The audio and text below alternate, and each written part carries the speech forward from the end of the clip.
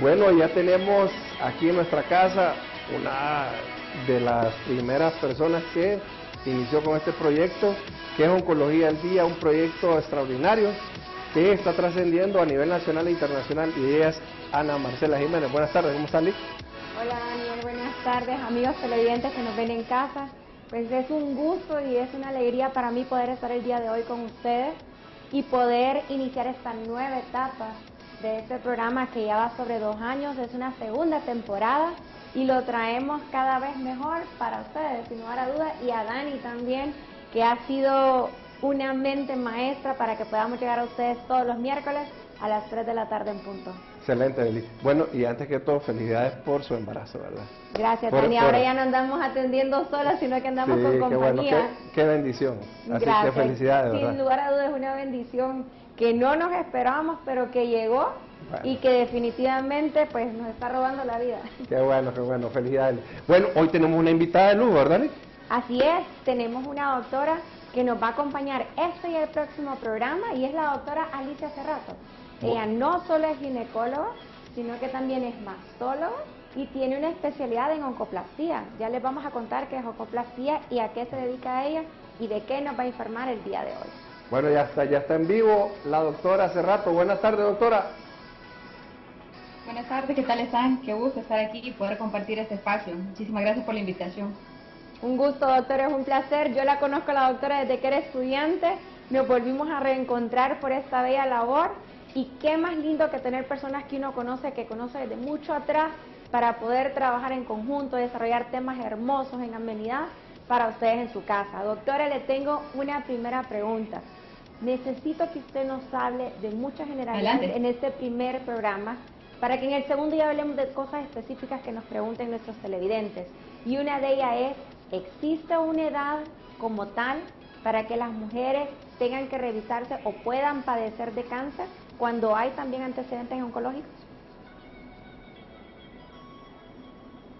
Es una pregunta bien interesante. Realmente el cáncer de mama sí tiene una edad de mayor incidencia, y hablamos de estas edades entre los 45 y los 69 años de edad, siendo los 60 la edad más habitual para el desarrollo de cáncer de mama. Sin embargo, cada día vemos más incidencia en pacientes jóvenes, por lo cual las jóvenes no tenemos que confiarnos, por decir así. ¿Es hereditario? ¿Hay algún componente que también aparte pueda ser ambiental? Pero en su experiencia, ¿cuál considera usted que es el de mayor relevancia en nuestra situación nacional? Bueno, el 85% de los casos de cáncer de mama se presentan de forma esporádica, es decir, que no necesitamos tener antecedentes familiares de cáncer de mama o de ovario para poder desarrollarlo. Solo por el hecho de ser mujer y de que vamos envejeciendo, 1 de cada 8 mujeres a lo largo de su vida puede ser diagnosticada con cáncer de mama. Por supuesto que las pacientes que tienen un antecedente familiar de primera línea, ya sea mamá, abuelas o hermanas, tienen un riesgo un poco más elevado que la población en general. Sin embargo, como menciono, el cáncer hereditario como tal solo representa de un 5 a un 10% de los casos. Entonces, la mayoría se presenta en forma esporádica. Hablando de los riesgos, ¿cuáles son los principales factores de riesgo para el padecimiento de cáncer de mama? Bueno, como acabo de mencionar, el primero, el género, ¿verdad? Ya solo por el hecho de ser mujeres estamos expuestas, y ese es nuestro principal factor de riesgo como mujeres. Luego el segundo es el envejecimiento. El envejecimiento trae consigo muchas alteraciones, cambios hormonales y alteraciones como tal, ¿no? En las células a nivel microscópico. Entonces, a edad avanzada, pues hay más riesgo de desarrollar cáncer de mama versus a una paciente que se encuentra en su adolescencia o en su juventud. Luego tenemos otros factores que se pueden modificar. El más importante de ellos es el sobrepeso y la obesidad. Por eso insistimos a los pacientes en que realicen modificaciones en el estilo de vida, que cada vez es mucho más importante la parte del soporte nutricional y de que hagamos ejercicio físico o por lo menos 150 minutos a la semana, que es lo recomendable para reducir nuestros riesgos. Luego, por supuesto, los altos consumos de alcohol y de tabaco, que nos exponen cada vez más a distintos tipos de cáncer. Hablando de síntomas o signos, ¿cuáles podrían ser estas señales de alarma? En base a lo que usted menciona, entiendo que los factores de estilo de vida y nutricionales son muy importantes, pero en caso de tenerlos o no tener estos factores de riesgo, ¿cuál podrían ser de una mujer muy sana los síntomas de alarma, al igual que una mujer que no tiene un buen estilo de vida? Ujú. Bueno, el principal de ellos es el nódulo, ¿verdad? Toda nodularidad o bulto palpable o que fue diagnosticado a través de un ultrasonido o de una mamografía debe ser evaluado por su médico para poder saber las diferencias entre si se trata de un nódulo benigno o un nódulo que tiene potencial maligno o que es sospechoso de cáncer. Ese es el primero, ¿verdad? Y eso lo podemos diagnosticar a través del examen físico que nos realizamos todas las mujeres, y por eso insistimos también en que hagamos una autoexploración para poder identificar pequeñas bolitas o nódulos que no estaban antes, ¿verdad? Este es el más importante de ellos. Luego lo otro, podríamos tener cambios en la coloración de la piel, aparición de venas varicosas o venas gruesas que son muy visibles solo con el hecho de destaparnos y evaluarnos.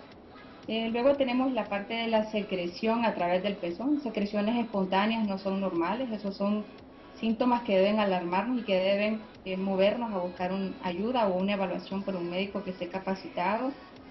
Y luego, bueno, el dolor sigue siendo como controversial, vamos a decirlo así, porque en primer lugar es subjetivo, pero luego el dolor que se presenta en la mitad del ciclo pudiera considerarse parte o de forma fisiológica, ¿verdad? Y no solamente se asocia con pacientes que tienen alguna sospecha de algo anormal. Sin embargo, el dolor que no mejora con el uso de analgésicos, que es permanente, que es constante, debe también motivarnos a buscar ayuda de un profesional. ¿Cuál sería, doctora, la edad ideal para empezar a hacerse el examen, la autoexploración y empezar a acudir a una ginecóloga para, en caso de que hubiera también un antecedente, que es algo que predispone a la enfermedad, para iniciar todo este proceso de cuidado?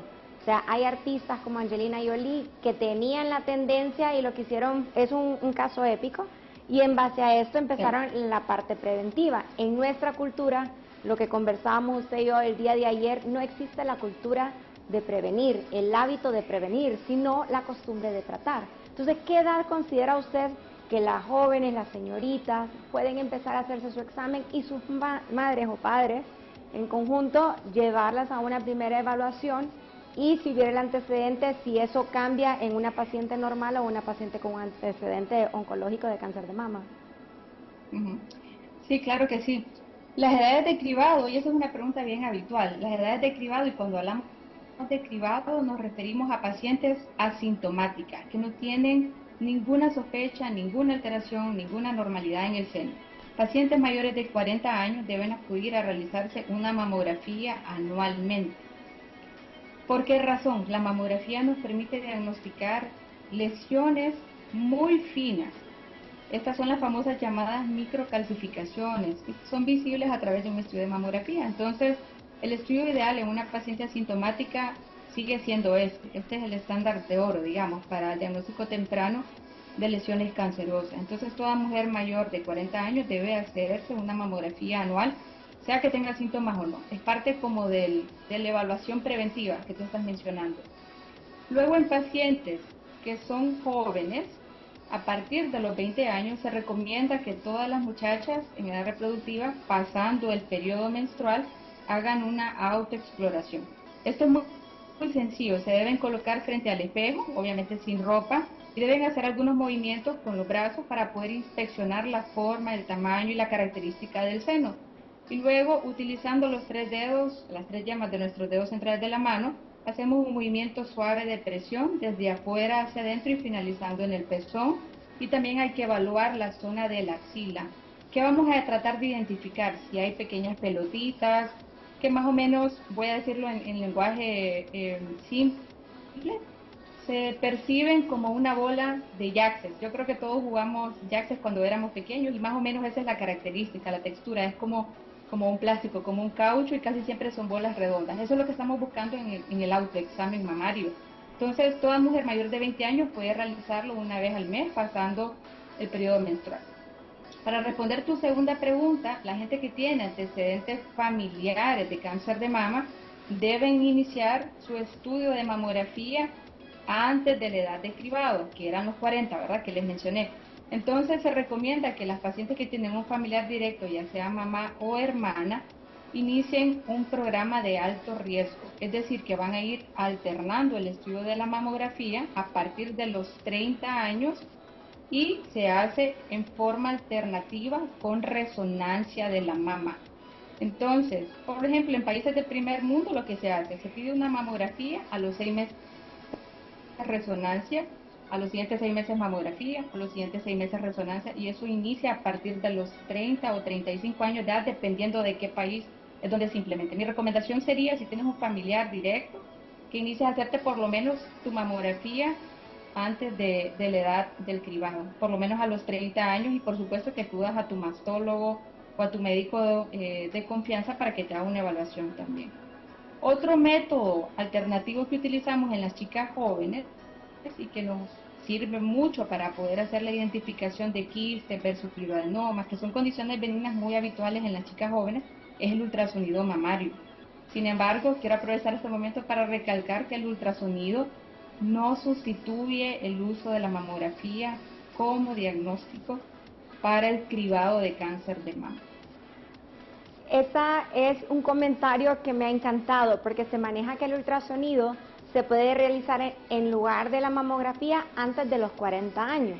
Entonces es importante hacer esa aclaración y le voy a pedir que por favor lo repita, dónde y en qué casos el ultrasonido aplica o no aplica antes de los 40 años. El ultrasonido se utiliza para hacer un diagnóstico de distinción, por ejemplo, en pacientes que son sintomáticas y que tienen un nódulo. Entonces el ultrasonido nos sirve para discriminar qué características tiene, qué tamaño, cómo son las características de los bordes, si es de líquido, en este caso serían los quistes, que son muy habituales en las chicas jóvenes o en las adolescentes, digamos, y un poquito más allá. Y luego también tenemos el tumor más frecuente en las chicas jóvenes, que es el fibroadenoma. Sin embargo, el ultrasonido no debe sustituirse en el cribado del cáncer de mama. El cáncer de mama, hoy por hoy, a partir de los 40 años, el estudio de oro, el estándar de oro, es la mamografía, sigue siendo la mamografía. Excelente, doctora. Pedí el hincapié porque en repetidas ocasiones, Daniel, llegan muchos pacientes, no solo con cáncer de mama, sino con otros tipos de cáncer, con un ultrasonido. Y eso es como la punta del iceberg porque no sabemos qué más hay debajo. Muchísimas gracias, doctora. Es un honor para nosotros tenerla a usted como primera invitada en esta segunda temporada. Seguimos el próximo miércoles a las 3 en punto con más información. No tengan pena en preguntar, la doctora está abierta para poderlos apoyar y seguir creciendo en conocimientos acerca del cáncer. Y gracias a Daniel y a todos los amigos acá en estudio que nuevamente nos han abierto las puertas, y a Dios pues por permitirnos poder estar aquí este miércoles con ustedes.